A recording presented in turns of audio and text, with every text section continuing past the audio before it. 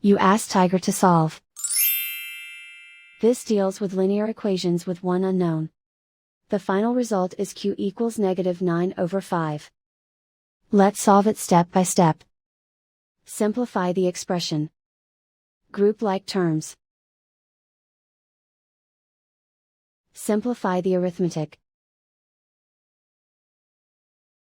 Group all constants on the right side of the equation. Subtract 9 from both sides.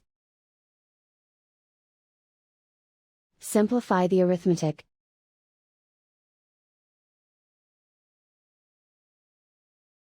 Isolate the q. Divide both sides by 5. Simplify the fraction. And so the final result is q equals -9/5.